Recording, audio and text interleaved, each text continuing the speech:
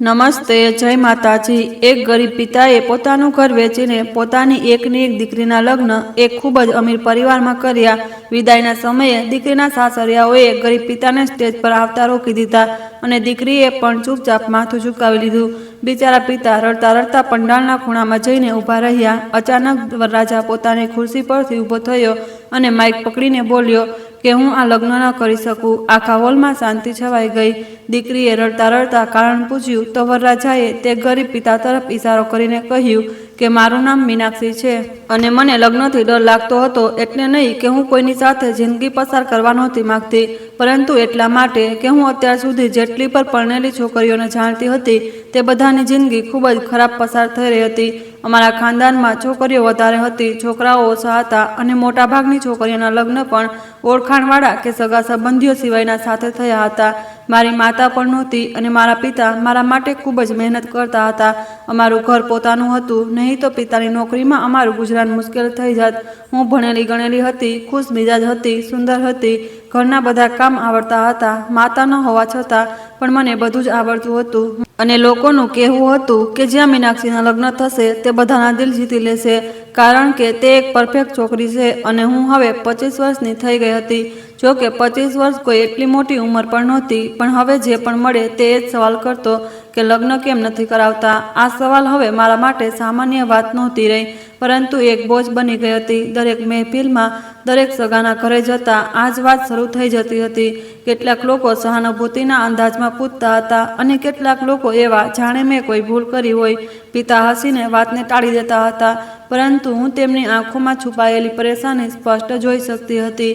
તે મારા માટે ચિંતિત હતા, પરંતુ ક્યારેય તેમણે મારા પર દબાણ નહોતું કર્યું। મને યાદ છે, જ્યારે પણ કોઈ નજીકના સગાના લગ્ન થતા હું ત્યાં હાજર છોકરીઓને ધ્યાનથી જોતી હતી। તેમની હસી પાછળ છુપાયેલી થાક, તેમના ચહેરા પર રહેલી ઉદાસી અને તેમના શબ્દોમાં છુપાયેલો દર્દ મને સ્પષ્ટ અનુભવાતો હતો। તે બધા એ જ કહેતા હતા કે લગ્ન પછી જિંદગી બદલાઈ જાય છે, પરંતુ તેમની વાતોમાં ખુશી ઓછી અને મજબૂરી વધારે હતી। આ બધું જોઈને મારા દિલમાં એક વિચિત્ર ડર બેસી ગયો હતો। હું રાત્રે અવારનવાર જાગતી રહેતી હતી અને વિચારતી હતી કે શું ખરેખર દરેક છોકરીની જિંદગી લગ્ન પછી આવી જ થઈ જાય છે? શું હું પણ મારી ખુશીઓ ગુમાવી દઈશ? શું હું પણ કોઈ એવા સંબંધમાં બંધાઈ જઈશ જ્યાં મને સમજવાવાળું કંઈ ન હોય? આ સવાલો મારા મગજ પર છવાયેલા રહેતા હતા અને હું જેટલો તેનાથી ભાગવાની કોશિશ કરતી હતી તેટલું જ તે મારી નજીક આવતા હતા। મારા પિતા ક્યારેક ક્યારેક મારી પાસે બેસતા હતા અને ખૂબ પ્રેમથી કહેતા હતા કે બેટા, હું તારા માટે સૌથી સારો નિર્ણય લેવા માંગુ છું। હું તને કોઈ એવા ઘરમાં નહીં મોકલું જ્યાં તને તકલીફ પડે।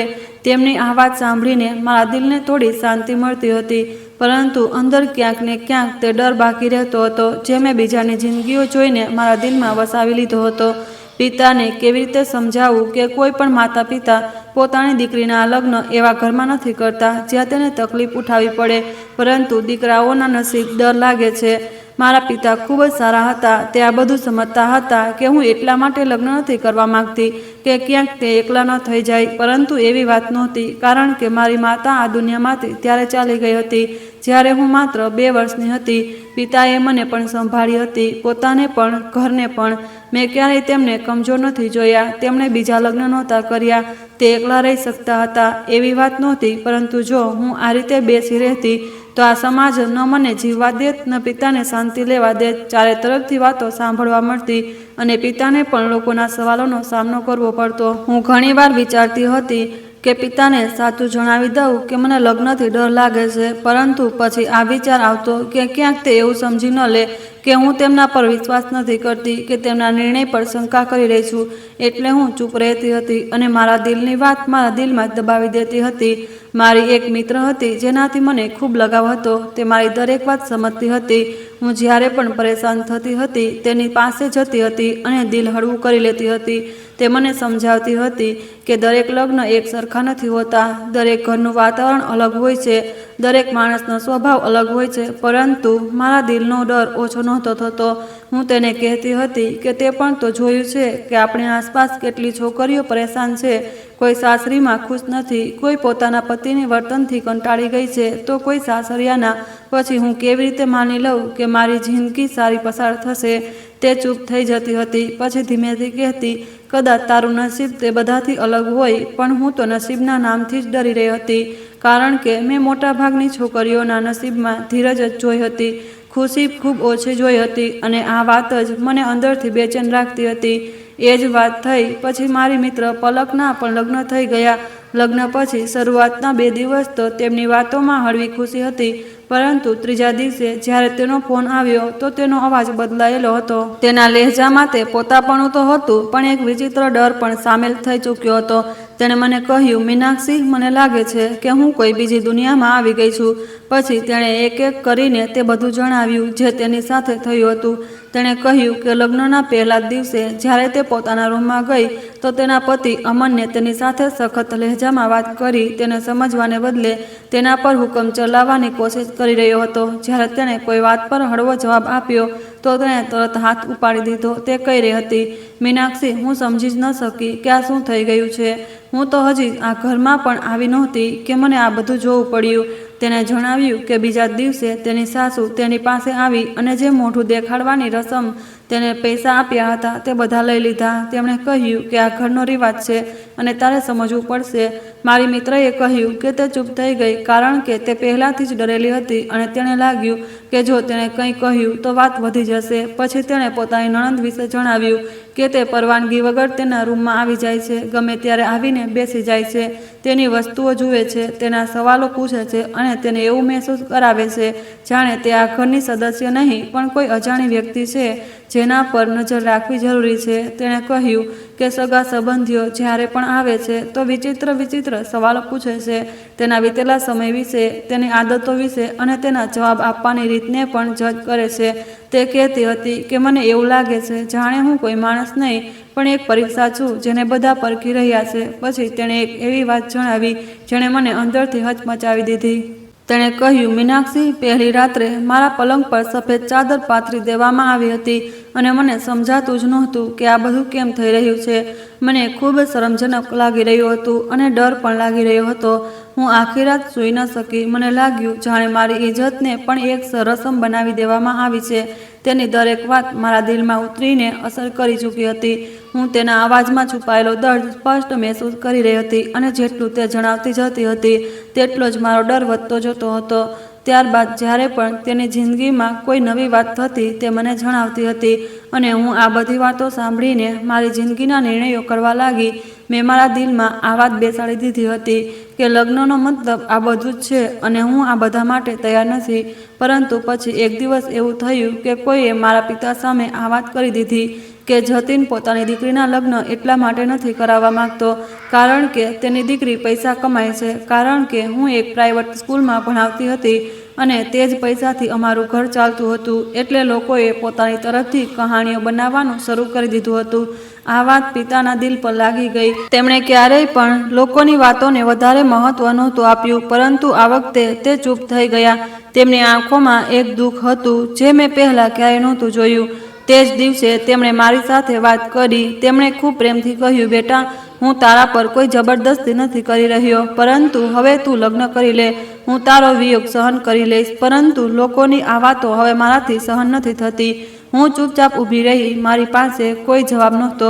મેં ધીમેથી હામાં માથું હલાવી દીધું, કારણ કે હું મારા પિતાને વધુ પરેશાન જોઈ શકતી નહોતી. પરંતુ મારા દિલમાં એક તોફાન ચાલી રહ્યું હતું. હું એ જ વિચારી રહી હતી કે હવે આગળથી શું થશે, મારી જિંદગી કઈ તરફ જશે અને શું હું પણ તે બધું જ જોઈશ જેનાથી હું હંમેશા ડરતી આવી છું. પિતા સમજતા હતા કે બધી મુસીબતોનું મૂળ પૈસા હોય છે. જ્યારે ગરીબી હોય છે, પૈસા નથી હોતા, સગવડો ઓછી હોય છે, ત્યારે જિંદગી ખરાબ થઈ જાય છે. જો બધું જ હોય તો પતિ પત્નીમાં ઝઘડા નથી થતા, સાસરિયા પણ સારી રીતે રાખે છે. તે અવારનવાર પોતાની જિંદગીના ઉદાહરણો આપતા હતા. તે કહેતા હતા, બેટા, જ્યારે ઘરમાં શાંતિ હોય છે, જ્યારે જરૂરિયાત દરેક વસ્તુ જ હાજર હોય છે તો માણસના સ્વભાવમાં પણ નરમાઈ રહે છે. પરંતુ જ્યારે હર વખતે ચિંતા હોય કે ખર્ચ કેવી રીતે ચાલશે, પછી નાની નાની વાતો પણ મોટા ઝઘડાઓમાં બદલાઈ જાય છે। તેમની વાતો સાંભળીને લાગતું હતું કે કદાચ તે ઠીક કહી રહ્યા છે, પરંતુ મારા દિલમાં તો પણ એક ઉણપ રહેતી હતી, કારણ કે મેં એવા ઘરો વિશે પણ સાંભળ્યું હતું જ્યાં બધું જ હોવા છતાં શાંતિ નહોતી। પિતાનું એ પણ માનવું હતું કે જે છોકરીને સારા દહેજ સાથે વિદાય કરવામાં આવે, તેને સોનાના દાગીના આપવામાં આવે, તેની સાથે ઘણો સામાન મોકલાવવામાં આવે તો લોકો તેને મહત્વ આપે છે, તેની સાથે સારો વ્યવહાર કરે છે। તે કહેતા હતા કે આ બધું આપણા સમાજમાં નિયમો છે અને આ નિયમોની વિરુદ્ધ જઈને જિંદગી સરળ નથી રહેતી। તેમણે ક્યારેય પણ મને આ બધી વાતો ખુલીને નહોતી જણાવી, પરંતુ હું તેમના અંદાજથી સમજવા લાગી હતી કે તે મારા માટે શું વિચારી રહ્યા છે। તેમની નજર હવે બદલાઈ ચૂકી હતી। તે હર વખતે કોઈ સારામાં સારા સંબંધની શોધમાં રહેતા હતા, અને ખાસ કરીને તે એવા ઘરને શોધી રહ્યા હતા જ્યાં ધનની કમી ન હોય। તે ઈચ્છતા હતા કે હું એક ખૂબ જ અમીર ખાનદાનમાં જાઉં, જ્યાં મને કોઈ વસ્તુની કમી ન હોય, જ્યાં મારી જિંદગી આરામથી પસાર થાય, મને તે બધું મળે જે કદાચ તેમની પોતાની જિંદગીમાં ન મળી શક્યું હતું। તે પોતાના દિલમાં એક ખાલીપણું મહેસૂસ કરવા લાગ્યા હતા, અને હવે તે આ ખાલીપણાને મારા ભવિષ્ય દ્વારા ભરવા માંગતા હતા। જો કે હકીકત એ હતી કે અમે એક મિડલ ક્લાસ ઘરથી સંબંધ રાખતા હતા। અમારી પોતાની એક ઇજ્જત હતી, એક સાદી જિંદગી હતી, પરંતુ અમારો અમીર લોકો સાથે કોઈ ખાસ મેળજોડ નહોતો, ન તો અમે તેમના માહોલથી વધારે પરિચિત હતા। તો પણ પિતાએ આ નક્કી કરી લીધું હતું કે તે મારા માટે આવો સંબંધ શોધશે। બીજી તરફ જ્યારે હું મારી મિત્રની જિંદગીને જોતી હતી, ત્યાં એક અલગ જ કહાણી હતી। તે ખરેખર એક ખૂબ ગરીબ ઘરથી હતી, અને જે ઘરમાં તેના લગ્ન થયા હતા તે પણ પૈસાના મામલામાં કમજોર હતું, પરંતુ સમસ્યા માત્ર ગરીબીની નહોતી, ત્યાં લોકોની વિચારસરણી પણ ખૂબ સીમિત હતી। તે વધારે ભણેલા ગણેલા નહોતા, તેમના વ્યવહારમાં સખ્તાઈ હતી, તેમના રવૈયામાં તે નરમાઈ નહોતી જે એક ઘરને ખરેખર ઘર બનાવે છે। મારી મિત્રની વાતોથી આ વાત સ્પષ્ટ સમજાઈ જતી હતી કે તેની પરેશાનીઓ માત્ર પૈસાની કમીને કારણે નહોતી, પરંતુ લોકોનો વ્યવહાર પણ તેની મોટી તકલીફનું કારણ હતું। તે કહેતી હતી કે જો થોડો પ્રેમ અને સમજ મળી જાય તો કદાચ તે જ ઘરમાં ખુશ પણ રહી શકે છે, પરંતુ ત્યાં દરેક વાતમાં સંકુચિત વિચાર હતો, દરેક વાતમાં શંકા હતી, દરેક વાતમાં તેને નીચું દેખાડવાની કોશિશ કરવામાં આવતી હતી। આ બધું જોઈને હું વધુ મૂંઝવણમાં પડી જતી હતી। એક તરફ પિતાનો વિશ્વાસ હતો કે પૈસો બધું ઠીક કરી દેશે, બીજી તરફ મારી મિત્રની જિંદગી હતી જે સાબિત કરી રહી હતી કે મામલો માત્ર પૈસાનો નથી હોતો, પરંતુ માણસનું દિલ અને તેમની વિચારસરણી પણ ખૂબ મહત્વની હોય છે। હું આ જ વિચારોમાં ખોવાયેલી રહેતી હતી અને સમજી નહોતી શકતી કે મારી જિંદગી કઈ તરફ જવાની છે, અને જે નિર્ણય મારા માટે લેવામાં આવી રહ્યો છે તે ખરેખર મારા માટે સારો હશે કે નહીં। પિતાને આખરે એક ખૂબ જ અમીર ખાનદાન મળી ગયું અને તે મને જોવા માટે ઘરે આવી રહ્યા હતા। આ સમાચાર સાંભળતા જ ઘરના માહોલમાં એક વિચિત્ર હલચલ પેદા થઈ ગઈ। પિતા સવારથી વ્યસ્ત હતા, ક્યારેક સફાઈ જોતા, ક્યારેક સામાન ઠીક કરતા, ક્યારેક મારા રૂમમાં આવીને કંઈક ને કંઈક ઠીક કરવા લાગતા। તેમના ચહેરા પર એક ખુશી પણ હતી અને એક બેચેની પણ, જાણે કે તે કોઈ ખૂબ મોટી પરીક્ષાની તૈયારી કરી રહ્યા હોય। બપોરના સમયે તે મારા માટે એક નવો સૂટ લઈને આવ્યા। તેમણે તેને ખૂબ ધ્યાનથી મારી સામે રાખ્યો, હસીને કહ્યું, બેટા, આ પહેરીને તૈયાર થઈ જજે। મેં હેરાનીથી તેમની તરફ જોયું, ધીમેથી કહ્યું, પિતાજી, મારી પાસે પહેલાંથી જ સારા કપડાં છે, હું તેમાંથી કોઈ પહેરી લઈશ। પણ તેમણે તરત કહ્યું, નહીં, આ જરૂરી છે, તારે સારા કપડાં પહેરવા પડશે, આજનો દિવસ સામાન્ય નથી। મેં તે સૂટ હાથમાં લીધો તો તેનું કાપડ ખૂબ સરસ હતું, રંગ પણ ખૂબ સરસ હતો, પરંતુ જ્યારે મેં તેની કિંમત સાંભળી, મારા પગ જાણે થંભી ગયા। તે 5,000 રૂપિયાનો હતો। મેં જિંદગીમાં ક્યારેય આટલો મોંઘો રેડીમેડ સૂટ નહોતો પહેર્યો।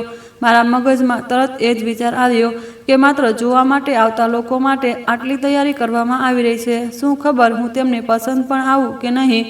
હું મારા રૂમમાં જઈને તૈયાર થવા લાગી, અરીસા સામે ઊભી રહી તો એક પળ માટે પોતાને ઓળખવી મુશ્કેલ થઈ ગયું। હું ખરેખર સારી લાગી રહી હતી, પરંતુ મારા દિલમાં એક વિચિત્ર બોજ હતો, જાણે હું મારાથી દૂર થઈ રહી હોઉં। બહાર ઘરમાં તૈયારીઓ પૂરા જોશ પર હતી। પિતાજી વારંવાર દરવાજા તરફ જોતા હતા, પછી પાછા આવીને વસ્તુઓને ઠીક કરવા લાગતા હતા। થોડી વાર પછી એક મોટી ગાડી અમારા દરવાજા સામે આવીને ઊભી રહી। તેનો અવાજ જ અલગ હતો। મેં બારીમાંથી ડોકિયું કરીને જોયું તો મારું હૃદય જોર જોરથી ધડકવા લાગ્યું। તે લોકો ખરેખર ખૂબ અમીર લાગી રહ્યા હતા। તેમના કપડાં, તેમનો અંદાજ, તેમની ચાલ, બધું જ અમારાથી બિલકુલ અલગ હતું। હું દિલમાં જ વિચારવા લાગી, પિતાજીએ આટલા અમીર માણસોને, લોકોને કેમ બોલાવ્યા અમે ક્યાં અને આ લોકો ક્યાં? હું જલ્દીથી રસોડામાં ચા બનાવવા માટે ચાલી ગઈ. ત્યાં જઈને હું વધુ હેરાન થઈ ગઈ, કારણ કે આજે જે સામાન મૂકવામાં આવ્યો હતો તે અમારા ઘરમાં પહેલાં ક્યારેય નહોતો આવ્યો. અમે તો સામાન્ય દિવસોમાં ચા સાથે બિસ્કિટ કે નમકીન રાખી લેતા હતા, અને જો કોઈ ખાસ મહેમાન આવી જાય તો સમોસા બનાવી લેતા હતા. પરંતુ આજે રસોડામાં મેજ પર પફ, પેસ્ટ્રી, મિની પિઝા અને કેક મૂકેલા હતા. મેં આ વસ્તુઓ જોઈ એક ઊંડો શ્વાસ લીધો. દિલમાં એ જ વિચારવા લાગી કે પિતાજી પોતાની ચાદરથી બહાર પગ કેમ કાઢી રહ્યા છે. આ બધું જ અમારા માટે નવું હતું અને મને અંદરથી વિચિત્ર લાગી રહ્યું હતું. ચા બનાવતી વખતે મારા હાથ ધીમે ધીમે ધ્રુજી રહ્યા હતા. હું વારંવાર પોતાને સંભાળવાની કોશિશ કરી રહી હતી. બહારથી મહેમાનોના અવાજો આવી રહ્યા હતા. તેમની વાતોનો અંદાજ પણ અલગ હતો, જાણે તે દરેક વસ્તુને ધ્યાનથી જોઈ રહ્યા હોય અને પરખી રહ્યા હોય. જ્યારે હું ટ્રે લઈને બહાર આવી ગઈ તો મારી નજર ઝૂકેલી હતી, પરંતુ હું મહેસૂસ કરી શકતી હતી કે બધાની નજર મારા પર જ છે. મેં ધીમેથી નમસ્તે કર્યું અને ચા મૂકી દીધી. મારા દિલની ધડકન તેજ થઈ ગઈ હતી, પરંતુ મેં પોતાને શાંત રાખવાની કોશિશ કરી. ઘર નાનું જરૂર હતું, પણ ખૂબ સાફ સુથરું હતું. દરેક વસ્તુ પોતાની જગ્યા પર હતી અને કદાચ આ જ વાત તેમને સારી લાગી હતી. તે લોકો આસપાસ જોઈ રહ્યા હતા, પરંતુ તેમની નજરોમાં એક વિચિત્ર જિજ્ઞાસા હતી, જાણે તે આ માહોલના આદી ન હોય. થોડીવાર પછી વાતોનો રૂખ મારી તરફ આવ્યો. તેમણે મારા ભણતર વિશે પૂછ્યું. જ્યારે પિતાજીએ મારી ડિગ્રી વિશે જણાવ્યું તો તે પ્રભાવિત થયા. પછી જ્યારે તેમણે મને ધ્યાનથી જોઈ, તેમના ચહેરા પર એક સંતોષની લાગણી દેખાઈ. હું ચૂપચાપ બેસી રહી અને બસ તેમની વાતો સાંભળતી રહી. મારા અંદર એક વિચિત્ર ખેંચતાણ ચાલી રહી હતી. એક તરફ પિતાજીની ખુશી હતી અને બીજી તરફ મારો પોતાનો ડર. ચા અને નાસ્તો બધાને પસંદ આવ્યા. માહોલ ધીમે ધીમે હળવો થવા લાગ્યો.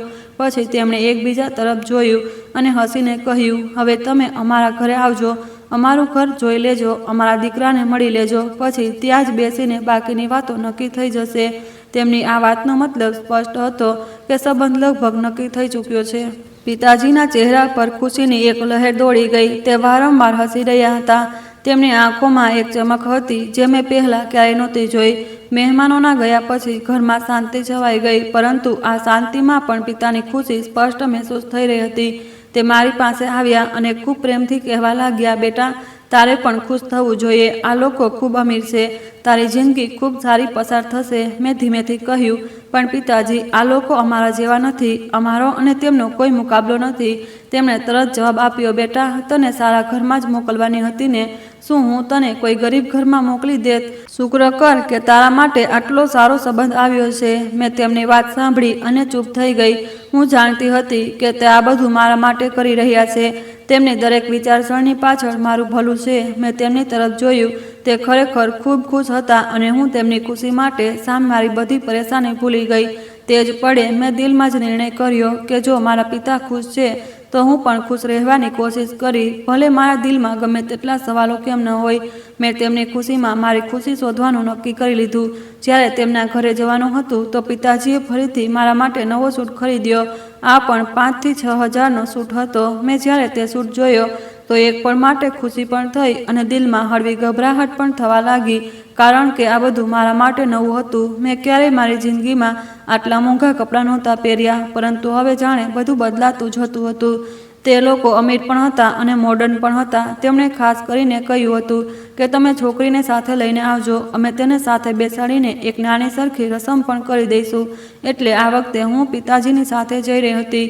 પિતાજી સવારથી તૈયારીઓમાં લાગેલા હતા. તેમણે માત્ર મારા માટે સૂટ નહોતો ખરીદ્યો, પરંતુ તેમના માટે પણ ઘણા બધા તોહફા તૈયાર કરાવ્યા. ફળ, મીઠાઈ, કેક અને ખબર નહીં શું શું વસ્તુઓ પેક કરાવી.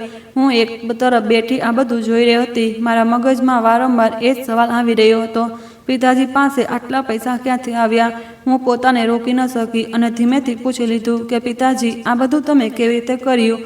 ક્યાંક તમે કોઈની પાસેથી કરજ તો નથી લીધું? તેમણે તરત મારી તરફ જોયું અને હસીને કહ્યું, નહીં બેટા, એવી કોઈ વાત નથી. પછી તે મારી પાસે બેસી ગયા. ખૂબ શાંતિથી કહેવા લાગ્યા, દરેક બાપ પોતાની દીકરીના લગ્ન માટે પૈસા ભેગા કરીને રાખે છે. મેં પણ તારા માટે પૈસા ભેગા કર્યા હતા. હવે સમય આવી ગયો છે કે તે તારા કામ આવે. તેમની વાત સાંભળીને મારા દિલમાં એક વિચિત્ર અનુભવ થયો. એક તરફ ખુશી હતી કે પિતાજીએ મારા માટે આટલું વિચાર્યું અને બીજી તરફ એક બોજ હતો કે તે પોતાની જમા પૂંજી મારા માટે ખર્ચ કરી રહ્યા છે। મેં દિલમાં જ વિચાર્યું કે ખરેખર હું તેમની એકની એક દીકરી છું અને તેમણે મારા માટે બધું સંભાળીને રાખ્યું હતું। ખેર, અમે લોકો તેમના ઘરે ગયા। જેવું અમે ત્યાં પહોંચ્યા, મેં એક પળ માટે પોતાને સંભાળી, કારણ કે તેમનું ઘર ખરેખર ખૂબ મોટું અને સુંદર હતું। દરેક વસ્તુમાં એક અલગ જ શાન હતી, એક યોગ્ય ઢંગ હતો અને એક અમીરી સ્પષ્ટ દેખાઈ રહી હતી। દરવાજાથી અંદર જતાં જ અમને ખૂબ ઇજ્જત આપવામાં આવી। તેમના બોલાવાના અંદાજમાં એક ઠહેરાવ હતો। તેમણે અમને ખૂબ સારી રીતે બેસાડ્યા અને વાતચીત શરૂ કરી। માહોલ શાંત હતો, પરંતુ મારા દિલની ધડકન હજી પણ તેજ હતી। હું ચૂપચાપ બેસીને બધું જોઈ રહી હતી, તેમની ઘરની સજાવટ, તેમની રહેવાની રીત, તેમની વાત કરવાનો અંદાજ, બધું જ અમારા ઘરથી અલગ હતું, પરંતુ ક્યાંક ને ક્યાંક એક ખેંચાણ પણ હતું। થોડીવાર પછી તે રસમ પણ થઈ ગઈ જેના માટે અમને બોલાવવામાં આવ્યા હતા। બધું ખૂબ સાદગીથી, પરંતુ એક ખાસ રીતે થયું। મને તેમની સાથે બેસાડવામાં આવી અને થોડી વાતો પછી સંબંધ લગભગ નક્કી થઈ ગયો। પછી મેં છોકરાને પણ જોયો। તેનો ફોટો તો પહેલાં જ જોયો હતો, પરંતુ સામે જોઈને એક પળ માટે હું હેરાન રહી ગઈ। તે ખરેખર ખૂબ સુંદર હતો। તેના ચહેરા પર આત્મવિશ્વાસ હતો, એક શાંતિ હતી। તે દરેક રીતે એક સારો માણસ લાગી રહ્યો હતો। મેં દિલમાં જ વિચાર્યું, કદાચ મારી જિંદગી તેની સાથે સારી પસાર થઈ શકે છે।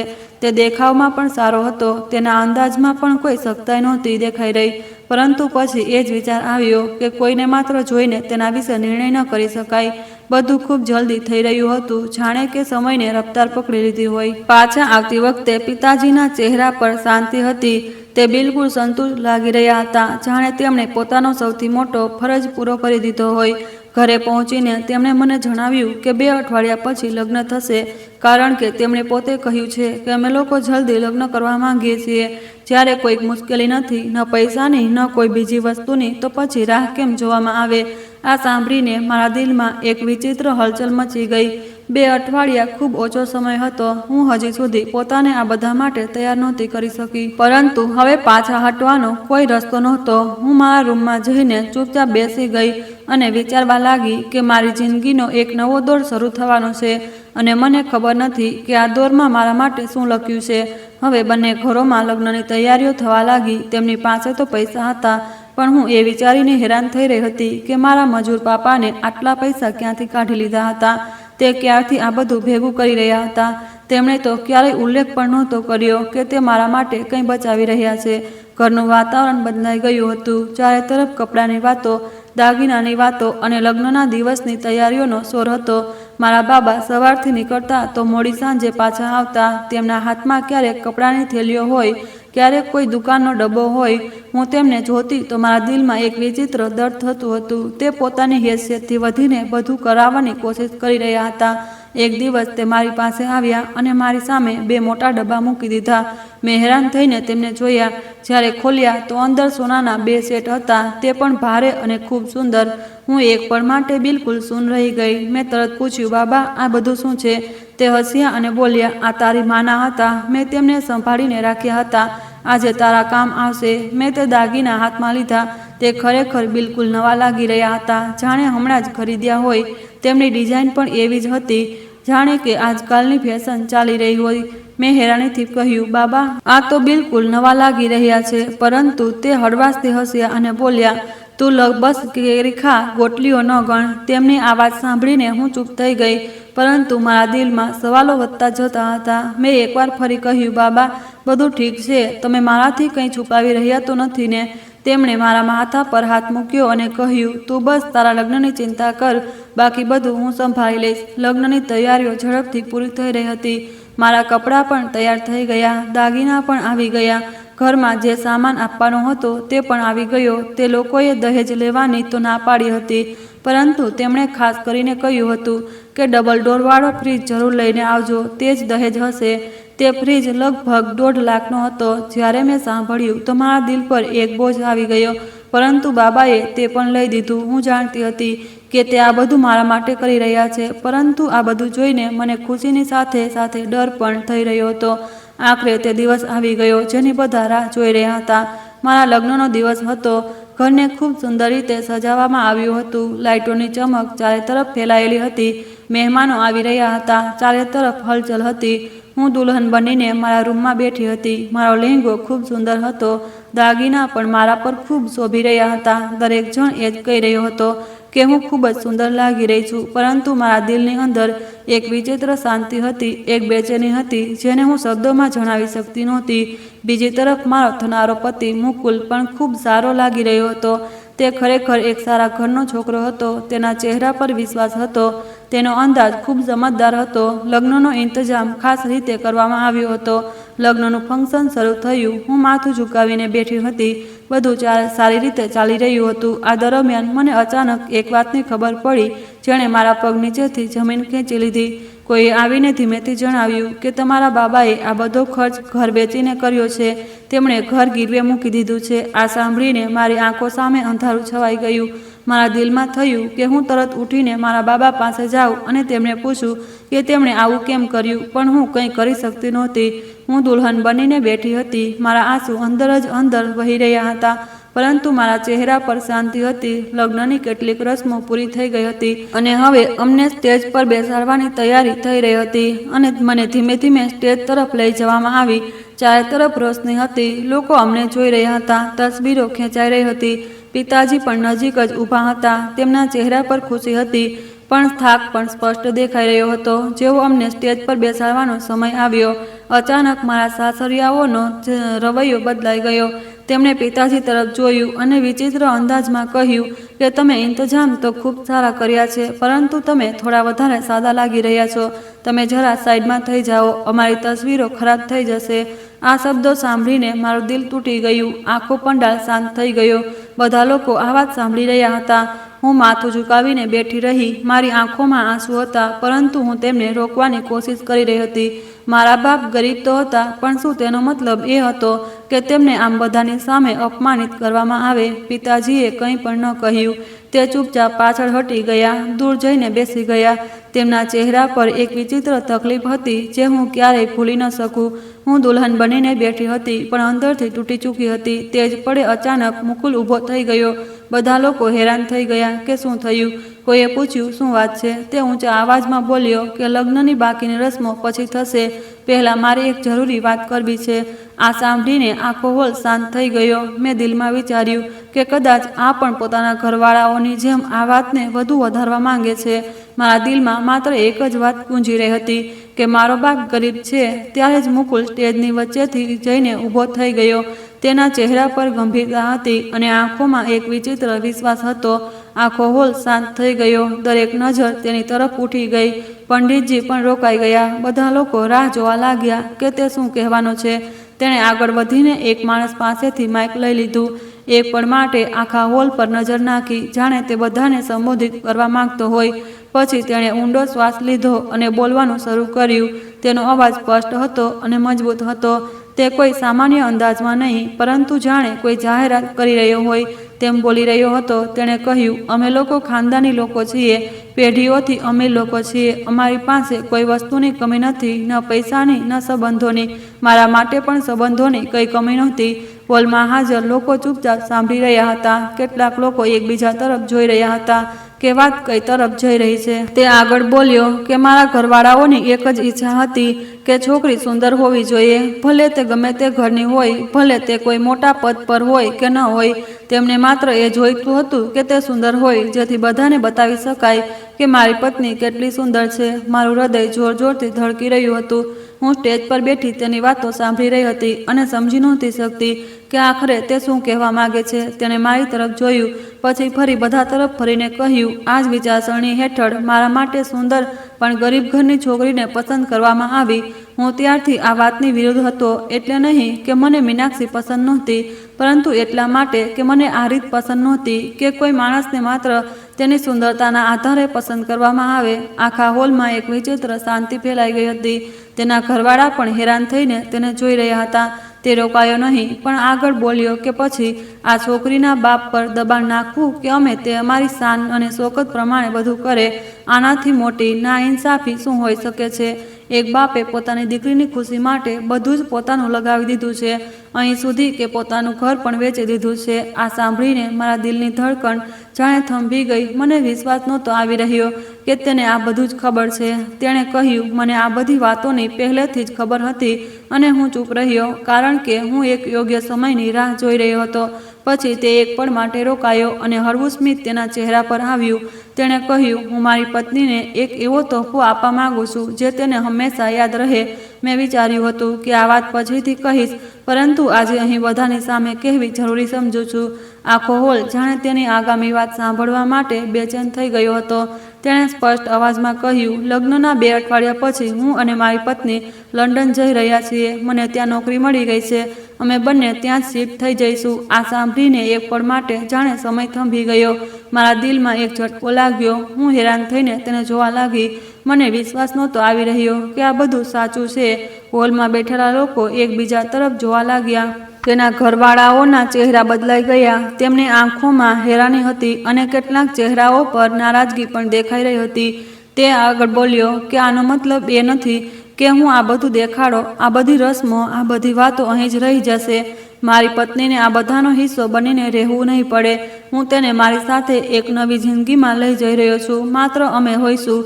અમારી પોતાની જિંદગી હશે. અને તેણે મારી તરફ જોઈને કહ્યું, મીનાક્ષી, તારે કોઈ પણ વાતની ચિંતા કરવાની જરૂર નથી. તારે કોઈની સામે પોતાને સાબિત કરવાની જરૂર નથી. તું જેવી છે તેવી જ મારા માટે પૂરતી છે. મારા આંસુ હવે રોકાઈ નહોતા રહ્યા, પરંતુ આ આંસુ દુઃખના નહોતા. આ એક વિચિત્ર રાહતના આંસુ હતા. તેના ઘરવાળા બિલકુલ ચૂપ બેઠા હતા, જાણે તેમને સમજાતું નહોતું કે તેઓ શું કહે. જો તે આ વાત પછીથી કરત તો કદાચ બધા એ જ કહેત કે દુલ્હનને તેને શીખવ્યું છે. પરંતુ આજે તેણે બધાની સામે આ વાત કહી દીધી હતી, એટલે કોઈ કંઈ કહી ન શક્યું. પછી તેણે માઇક પાછું આપ્યું અને કહ્યું, હવે લગ્નની રસમ શરૂ કરવામાં આવે. આ સાંભળીને બધા હેરાન રહી ગયા. હું પણ હેરાન હતી કે આ છોકરો ખરેખર કેટલો મજબૂત માણસ છે. મારા પિતાની આંખોમાં ખુશીના આંસુ આવી ગયા. તે ચૂપચાપ આ બધું જોઈ રહ્યા હતા. મુકુલે સૌથી પહેલાં મારા પિતાજીને સ્ટેજ પર બોલાવ્યા અને તેમનો હાથ પકડીને તેમને પોતાની સાથે બેસાડ્યા. તેણે કહ્યું, છોકરીના બાપ સાથે ન બેસે તો લગ્ન પૂરા નથી થતા. તેણે પછી પિતાજી તરફ જોયું, ખૂબ ઇજ્જતથી પૂછ્યું, તમારી જો કોઈ શરત હોય તો, જો કોઈ વાત હોય તો તમે અત્યારે કહી શકો છો. પિતાજીનો અવાજ ભરાઈ આવ્યો. તેમણે કહ્યું, હવે તમે આટલા સારા છો અને તમારા જેવો જમાઈ મને મળી ગયો છે. મને બીજું શું જોઈએ? આ સાંભળીને મારા દિલમાં એક શાંતિ ઉતરી આવી. પછી અમારી જયમાળા થઈ. ત્યારબાદ લગ્નની રસમો શરૂ થઈ. પંડિતજીનો અવાજ ગુંજી રહ્યો હતો. આખો હોલ શાંત હતો. દરેક જણ આ પળનો સાક્ષી બની રહ્યો હતો. ઘૂંઘટ પાછળથી હું બધું જોઈ રહી હતી. મારા હાથ ધીમે ધીમે ધ્રુજી રહ્યા હતા. પરંતુ આ વખતે આ ગભરાહટ નહોતી, પરંતુ નવા અહેસાસની તીવ્રતા હતી. જ્યારે મારી માંગમાં સિંદૂર ભરવામાં આવ્યું, મેં ધીમેથી મારો હાથ મુકુલના હાથ પર મૂક્યો. આ રીતે પછી અમારા 7 ફેરા થયા. અમે એક એક પગલું એકબીજાની સાથે મેળવીને ઉઠાવી રહ્યા હતા અને આ પગલાં જાણે મારી જિંદગીનો રૂપ બદલી રહ્યા હતા. લગ્ન પૂરા થઈ ગયા. હોલમાં આશીર્વાદના અવાજો ગુંજવા લાગ્યા. લોકો અમને અભિનંદન આપી રહ્યા હતા. મારા દિલમાં એક વિચિત્ર શાંતિ હતી, જાણે એક તોફાન પછી શાંતિ આવી ગઈ હોય. મેં મારા પિતાજી તરફ જોયું. તે હસી રહ્યા હતા. તેમની આંખોમાં ખુશીના આંસુ ચમકી રહ્યા હતા. અને આ પળે મને લાગ્યું જાણે કદાચ મારી જિંદગી ખરેખર એક સુંદર વળાંક લઈ ચૂકી છે. 2 અઠવાડિયા જે મેં મારા સાસરિયામાં વિતાવ્યા, તે મારા માટે એક વિચિત્ર અનુભવ હતો. ઘર ખૂબ મોટું હતું. રૂમ ખુલ્લા હતા. દરેક વસ્તુ પોતાની જગ્યા પર રાખેલી હતી.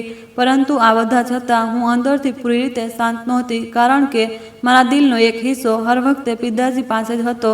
હું જ્યારે પણ એકલી હતી તો તેમના વિશે જ વિચારતી રહેતી. તે કેવા હશે? તેમણે જે કંઈ પણ મારા માટે કર્યું તેના પછી તે કયા હાલમાં હશે?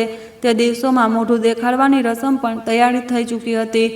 ઘરમાં મહેમાનોની આવજા ચાલુ રહેતી હતી. દરેક જણ મને જોવા આવતો અને વખાણ કરતો, પરંતુ મારી ખુશી પૂરી નહોતી, કારણ કે મારા દિલમાં એક કસર હતી. એક રાત્રે હું મારા રૂમમાં બેઠી હતી. રોશની હળવી હતી અને હું ચૂપચાપ વિચારી રહી હતી કે અચાનક મુકુલ મારી પાસે આવ્યો. તેના ચહેરા પર એક નરમ હાસ્ય હતું. તેણે મારી નજીક બેસીને કહ્યું, તું થોડી પરેશાન લાગી રહી છે.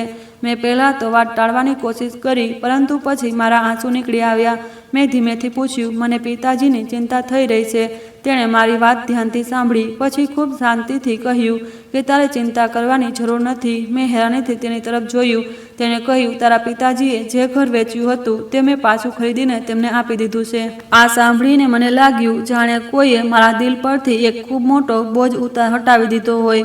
મારી આંખોમાં આંસુ આવી ગયા, પરંતુ આ વખતે આ આંસુ ખુશીના હતા. તેણે આગળ કહ્યું કે હું દર મહિને તેમને થોડા પૈસા મોકલતો રહીશ, જેથી તેમને કોઈ પણ વસ્તુની ચિંતા ન હોય અને અમે લોકો તેમને મળવા પણ આવી જશું. હું તેને જોતી જ રહી ગઈ. મને વિશ્વાસ નહોતો આવી રહ્યો કે કોઈ માણસ આટલો સારો પણ હોઈ શકે છે. તેણે કહ્યું, અમે લોકો અહીંથી જઈને ગરીબ નહીં થઈએ. મારી નોકરી ખૂબ સારી છે.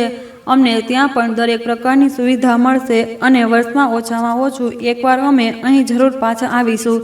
તેની વાતોમાં એક સચ્ચાઈ હતી, એક વિશ્વાસ હતો જે મારા દિલને પૂરી શાંતિ આપી રહ્યો હતો. મેં દિલમાં જ ભગવાનનો આભાર માન્યો. વિચાર્યું, કદાચ ખરેખર આ મારા પિતાની દુઆઓનો અસર છે. સમય પસાર થતો ગયો. પછી તે દિવસ પણ આવી ગયો જ્યારે અમારે રવાના થવાનું હતું. એરપોર્ટનો નજારો આજે પણ મારી આંખો સામે તાજો છે. મોટી મોટી રોશનીઓ, લોકો પોતપોતાની સફરની તૈયારીઓમાં લાગેલા છે. અવાજોનો એક શોર, પરંતુ આ બધાની વચ્ચે મારું દિલ માત્ર એક જ ચહેરો શોધી રહ્યું હતું. મારા પિતાજી ત્યાં ઊભા હતા. તેમના ચહેરા પર ખુશી હતી અને આંખોમાં નમી હતી. હું તેમની પાસે ગઈ અને તેમનો હાથ પકડી લીધો. મેં ધીમેથી કહ્યું, પિતાજી, હું જઈ રહી છું. તમે પરેશાન ન થશો. તેમણે હસીને કહ્યું, જ્યારે મને ખબર છે કે તું એક સારા માણસ સાથે જઈ રહી છે તો મારે પરેશાન થવાની જરૂર નથી. તેમની આ વાત સાંભળીને મારા દિલને એક વિચિત્ર શાંતિ મળી. મુકુલ મારી સાથે ઊભો હતો.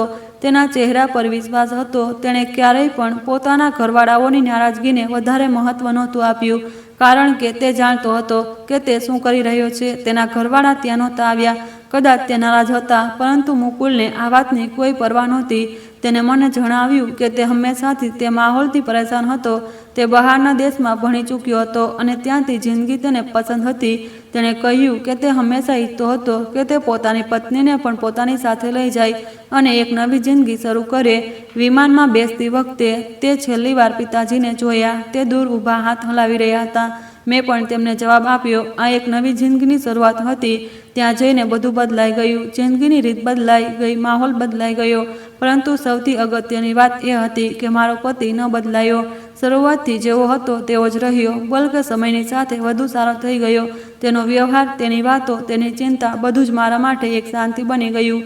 મેં મહેસૂસ કર્યું કે સારા પતિ તે જ હોય છે જે સમયની સાથે બદલાતા નથી, બલકે વધુ સારા થઈ જાય છે. હું રોજ પિતાજી સાથે વાત કરતી હતી. તેમનો અવાજ સાંભળીને મારા દિલને શાંતિ મળતી હતી. એ જાણીને ખુશી થતી હતી કે તે પોતાના ઘરમાં આરામથી રહી રહ્યા છે. મારી જિંદગી એક નવા રસ્તા પર ચાલી નીકળી હતી, જ્યાં ડરની જગ્યા વિશ્વાસે લઈ લીધી હતી અને બેચેનીની જગ્યાએ શાંતિએ. મેં શીખ્યું કે નસીબ ખરેખર બંધ મુઠ્ઠીની જેમ હોય છે. જ્યાં સુધી તે ખુલે નહીં ત્યાં સુધી માણસને કંઈ ખબર નથી હોતી, અને જ્યારે મુઠ્ઠી ખુલે છે તો ખબર પડે છે કે અંદર શું છે. હું ભગવાનનો આભાર માનું છું કે મારા નસીબમાં એક એવો માણસ આવ્યો જેણે માત્ર મને જ નહીં પરંતુ મારા પિતાજીની ઇજ્જત પણ રાખી, અને આજ મારી જિંદગીનો સૌથી મોટી ખુશી છે. આખરે હું દુનિયાની બધી દીકરીઓના ભાગ્ય સારા નસીબની દુઆ કરું છું કે જેમ મને આટલો સારો પતિ મળ્યો, જેણે મારી જિંદગીને સ્વર્ગ જેવી બનાવી દીધી, તેમ બધાને સારો માણસ મળી જાય. કારણ કે સ્ત્રી સુંદર હોય, ભણેલી ગણેલી હોય, સભ્ય હોય, સમજદાર હોય, જ્યાં સુધી તેને સારો પતિ નથી મળતો તેની કોઈ પણ ખાસિયત તેના કામ નથી આવતી. અને જો સારો પતિ મળી જાય તો પછી બધું ઠીક થઈ જાય છે. આ વાર્તામાંથી મિત્રો આપણને એ જ શીખ મળે છે કે માણસની અસલી કિંમત તેના પૈસા કે હેસિયત નથી હોતી, પરંતુ તેના વ્યવહાર અને વિચારસરણીથી હોય છે.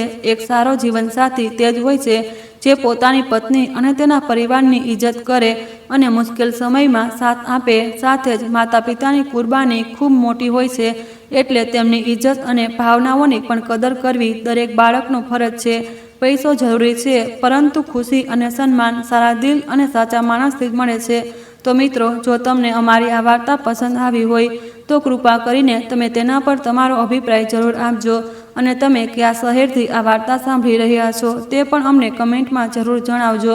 વિડીયોને લાઇક કરો, પ્રોત્સાહન આપો અને વધુમાં વધુ શેર કરો. ચેનલ પર નવા હો તો સબસ્ક્રાઈબ જરૂર કરો અને નોટિફિકેશન બેલ દબાવો, જેથી આગામી અપડેટ સૌથી પહેલાં તમને મળે. આ વાર્તા ફક્ત મનોરંજન અને શીખ આપવાના હેતુથી રજૂ કરવામાં આવી છે. આ વાર્તાના બધા પાત્રો, નામ, ઘટનાઓ અને સ્થળો કાલ્પનિક છે. તેનો કોઈ પણ વ્યક્તિ, પરિવાર કે વાસ્તવિક ઘટના સાથે કોઈ સંબંધ નથી. આ વાર્તાનો હેતુ કોઈની પણ ભાવનાઓને ઠેસ પહોંચાડવાનો નથી, પરંતુ એક સકારાત્મક સંદેશ આપવાનો છે. દર્શકોને વિનંતી છે કે આ વાર્તાને ફક્ત એક કાલ્પનિક વાર્તાના રૂપમાં જ જુએ. ધન્યવાદ. જય માતાજી.